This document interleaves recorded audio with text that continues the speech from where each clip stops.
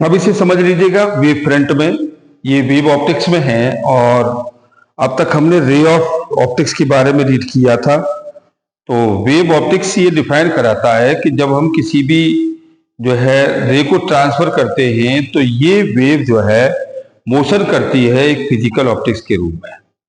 और जब physical activity के रूप में ये मोशन करती है तो ये बताई गई कि ये लाइट का जो ट्रेवलिंग होता है, ये इसकी जो वेलोसिटी किसी भी मीडियम में आती है तो वो v इक्वल टू आपकी under root E upon rho के साथ आती है। जब ये ई अपॉन रो के साथ जब ये मोशन करती है तो उसमें ये पता चलता है कि ये जितनी भी हमारी लाइटें हैं ये सभी अपने साथ एक वेव फ्रंट भी बनाती है।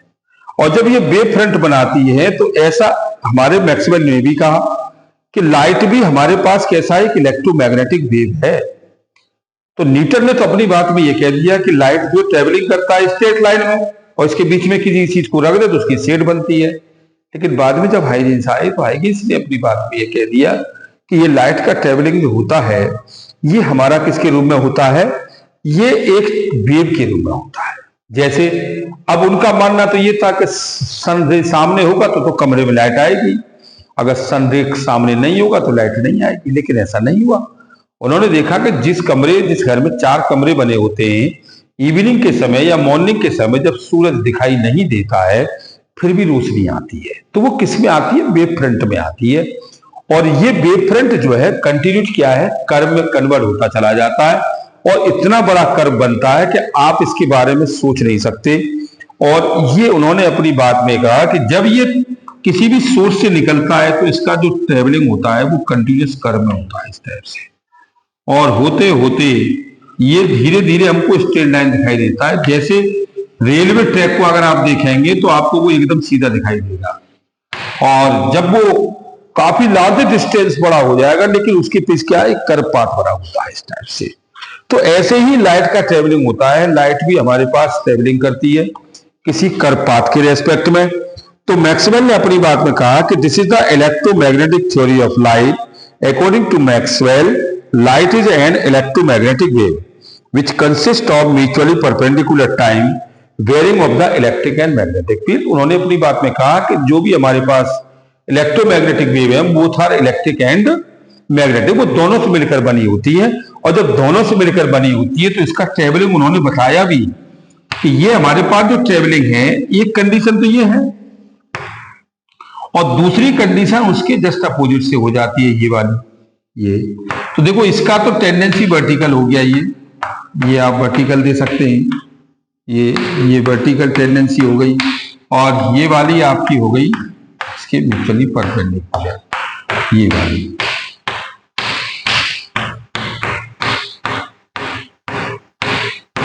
ये तो इसमें हम क्या देख रहे हैं कि ये हमारे पास कंटिन्यूअस कैसे हैं, ये पाथ का जो मोशन है तो ये एक बार तो इस टाइप से है इलेक्ट्रिक फील्ड में अगर देखा जाए तो ये E इज इक्वल टू हम इसको कह सकते हैं E बाई या EX इज इक्वल टू ये E नोट साइन और ये KX माइनस के ओमेगा टी के साथ। एक बार ये वाला कंडीशन आ गया तो इसको आप लेंगे तो ये EZ इज इक्वल टू ये E नोट साइन और ये KX माइनस के ओमेगा टी के साथ हो गया। तो मैक्सवेल की बात कहीं तक प्रूव भी हुई कि ये ट्रेवलिंग जो वेव है ये सभी किसके रूप में है, ये सभी एक वेव के रूप में मोशन करता है।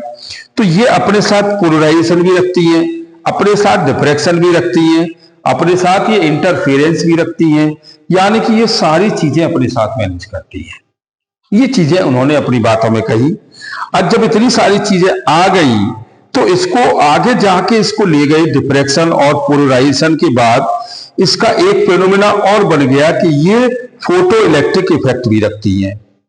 ये आगे जाके केस चला गया कि यही लाइट जो हम जिसे वेव फ्रंट के बारे में रीड कर रहे हैं, ये वेव फ्रंट हमारा चला गया किसके रूप में, फोटो इलेक्ट्रिक इफेक्ट के रूप में। और वहां एक आइंस्टीन की क्वांटम थ्योरी भी आ गई और आइंस्टीन ने तो ये कहा कि ये जो लाइट जाती है ये h म्यू के रूप में ट्रेवल करती है और एक फोटोन जनरेट होता है, फोटोन। और ये फोटोन कैसा होता है, नाइदर पॉजिटिव और नाइदर नेगेटिव। जब भी किसी भी मटेरियल से कोई भी चार्ज पार्टिकल ट्रेवलिंग करता है जब भी कोई चार्ज पार्टिकल, तो ये चार्ज पार्टिकल जब भी एक्साइटेड होगा तो वो फोटोन के रूप में, इसके रूप में, ये फोटोन के रूप में ट्रेवल करेगा। और जब फोटोन के रूप में ट्रेवल करेगा तो ये किसी भी इलेक्ट्रिक या मैग्नेटिक फील्ड पर रिफ्लेक्टेड नहीं होता। यही कारण है कि हम कह सकते हैं कि फोटोन नाइदर पॉजिटिव और neither negative, but does not deflected by the electric and magnetic field. और ये अपने साथ एक एनर्जी मेंटेन करते हैं किसके रूप में, म्यू के रूप में। और इससे आप कह सकते हो hc/λ। अब वेव लेंथ आ गई, इसका मतलब है कि ये अपना एक वेव फ्रंट भी डेवलप करते हैं। तो जब वेव फ्रंट डेवलप करते हैं तो मान लिया गया कि न्यूटन की बात को कहीं तक ये बात सही है कि ये पोलराइजेशन भी कर रहे हैं। डी ब्रोगली आए, उन्होंने भी कहा कि लाइट का ट्रेवलिंग होता है वेव फ्रंट के रूप में। और जब ये सेंटर से ट्रेवलिंग करते हैं तो ये अपने साथ एक अपना वेव फ्रंट ही बनाते हैं। आगे हम इसको फोटो इलेक्ट्रिक इफेक्ट में पढ़ेंगे भी। भाई डी ब्रोगली ने कहा कि जब भी ये ट्रेवलिंग करेंगे तो ये इनका जो मोशन होता है वो वेव फ्रंट में होता है, ये वाला। और ये इस तरह से वेव फ्रंट में ट्रेवलिंग करते हैं। ये इनका जो ट्रेवलिंग है वो इलेक्ट्रोमैग्नेटिक वेव से ट्रेवलिंग करता है। ये कंटिन्यू ट्रेवलिंग करते हुए और ये अपना मोशन पाथ मेंटेन करने लग जाते हैं कंटिन्यू। और ये वाली जो कंडीशन है, और हमें ऐसा लगता है कि ये स्ट्रेट लाइन आ रही है, क्योंकि स्ट्रेट लाइन है ही नहीं वो। तो ये चीजें सब देखी गई। तो देखने के बाद ये भी फैक्टर चेक किया गया, this is the ray of the light is convert to wave optics या फिजिकल ऑप्टिक्स। ये तीन पार्टों में टूट गई, एक स्फेरिकल, सिलेंड्रिकल और प्लेन वेव फ्रंट। अब जिनका साइंटिफिक रिलेशन से निकल के आ रहा है कि ये जो हमारे पास जो वेव फ्रंट आया ये तीन टाइप से मोशन करता है। एक है स्फेरिकल। अब जो साइंटिस्ट थे एडिसन ने जब भी बल्ब बनाया था तो उन्होंने लाइट का जो डेवलपमेंट किया, उनके पास स्फेरिकल केस था। तो उन्होंने कहा कि जब भी हम किसी बल्ब को लगाएंगे या तो हम इस टाइप से लगाएंगे या हम इसको इस टाइप से लगाएंगे, तो क्या होगा, ये लाइट का ट्रेवलिंग कराएगा इस तरह से, और ये चारों तरफ स्प्रेड कर देगा एक स्फीयर के रूप में। ऐसा नहीं है कि वो सीधा जाएगा। और जब स्प्रेड कर देगा तो स्प्रेड करने का मतलब है कि ऐसा कोई वेव फ्रंट जो अपने किसी स्फीयर के रेडियस के रेस्पेक्ट में मोशन करता है, ये कंटिन्यूड इस टाइप से वेव फ्रंट बनाता है। ये वेव फ्रंट बना दिया इसने, और वेव फ्रंट बना दिया। यही कारण है कि बल्ब की लाइट को आप जलाएंगे तो कॉर्नर में लाइट नहीं पहुंच पाती।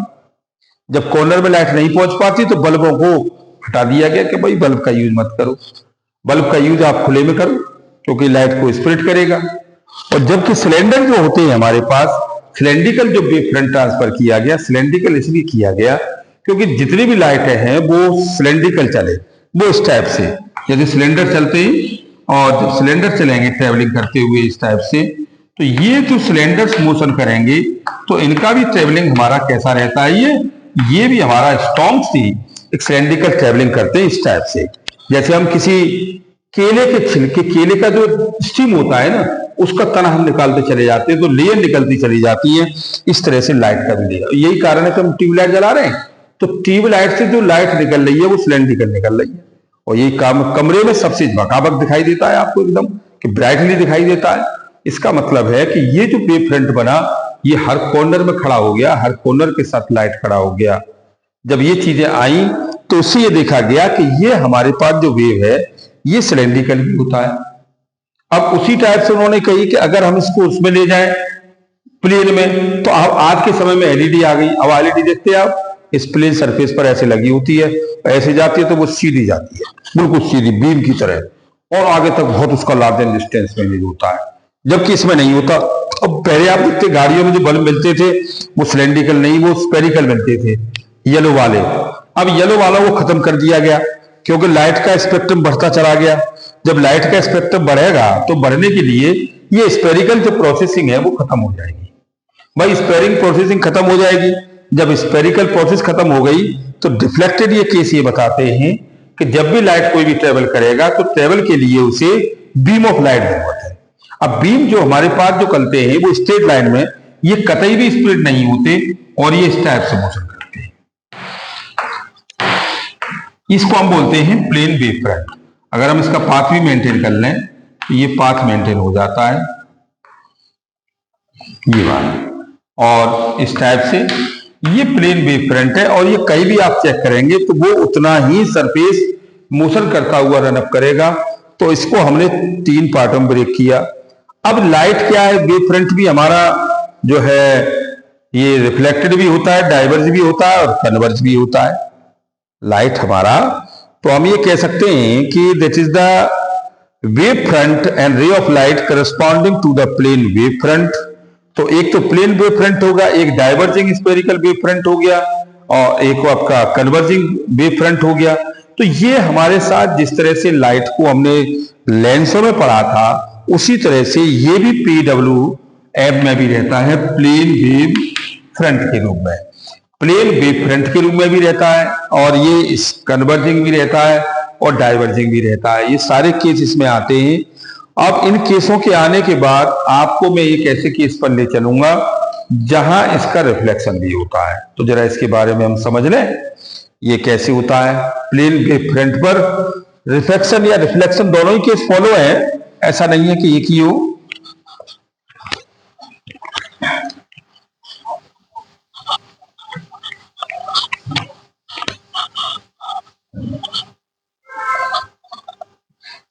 अब रिफ्लेक्शन को ही ले लो पहले, इसमें रिफ्लेक्शन दे रखा है।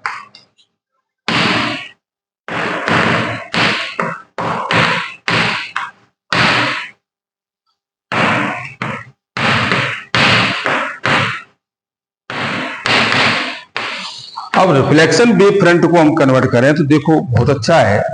ये हमारे पास एक सरफेस है, ये हमारे पास क्या है, एक प्लेन सरफेस है। अब इस प्लेन सरफेस पर क्या है कि कोई भी हमने एक नॉर्मल इंसिडेंट ले लिया। अब क्या होगा, इंसिडेंट से रे आएगी, ये आएगी इंसिडेंट से और ये जितने से आई थी उतने से ही रिफ्लेक्ट हो जाएगी। ठीक, तो ये भी R इसका बराबर हो गया, राइट। ये हमने लॉस में पढ़ा भी है। अब इस तरह से हमारे पास एक आई, दूसरी आई और ये नॉर्मल से आई और ये नॉर्मल से ऐसे चली गई, तीसरी आई। अब तीसरी आई तो ये भी हमारे पास I1 हो गया और ये R1 हो गया। अब ये यहां से आई तो इसका भी नॉर्मल हमने दे दिया और यहां से ये भी ऐसे चली गई। तो हमने क्या देख रहे हैं कि जितनी भी रे ऑफ जीरा इंपैक्ट कर रही हैं ये सभी रिफ्लेक्टेड हो रही है। ये I2 है और ये R2 है। अब इनको जब ये चीजें आई तो उन्होंने देखा कि ये हमारे पास ये भी प्लेन वेव फ्रंट में है, इस टाइप से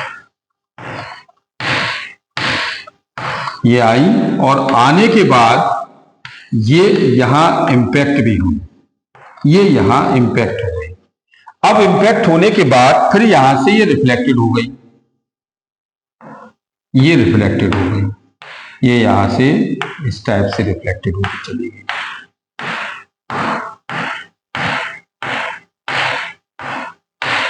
अब ये जब आई इसी तरह से इससे भी आई, ये अप डाउन में चलती है मैक्सिमम और मिनिमम में। ये जब ये आई तो आने के बाद फिर यहां से ये फिर जनरेट हो गई। तो ये क्या है कि ये ब्राइट में और डार्क में रन अप करती हैं। तो इनके बीच में जब भी ये टकरा रही हैं तो इनके बीच में डार्क और ब्राइट फ्रिंज बन रही है। अब हमने कमरे में एक बल्ब जला दिया तो रोशनी कम होगी, दो जला दिए तो रोशनी बढ़ जाएगी। इनके बीच की जो प्रॉपर गैप है वो कम हो जाएगा और जब प्रॉपर गैप कम हो जाएगा तो इनके बीच का जो ब्रेक था वो धीरे धीरे कम होता चला जाएगा। जैसे सोर्स बढ़ते जाएंगे वैसे वैसे इनकी कंडीशन भी हमारी कैसी होती चली जाएगी, वो भी हमारे पास कम होती जाएगी। अब इसमें हमने देखा कि ये जो हमारे पास पाथ है इसमें हमारे पास भी हमारी जो पाथ थी ये A और B के साथ, ये C' के साथ थी, CT के साथ। अब रिफ्लेक्टेड हो गई C से D के साथ, तो ये अभी आपकी C के साथ हो गई। इसका मतलब है कि ये N है और ये ABD में है। एंगल आपका ABN equal to angle DBN के साथ। तो एंगल हमारे पास ये तो सिमिलर आ रहा है, लेकिन स्नेल्स का लॉ क्या कहता है? स्नेल कहता है sine i upon sine are is equal to, और ये n2 अपॉन n1। अब इसमें ओनली वन मीडियम है और वन मीडियम प्लेस है, तो n1 बराबर n2 हो गया। जब n2 बराबर n1 आ गया तो ये sine i upon sine are is equal to 1। तो देखो sine I is equal to ये साइन आर के साथ आ गया और angle I is equal to r के साथ, यानी कि ये जो एंगल आया ये आर के बराबर आ गया।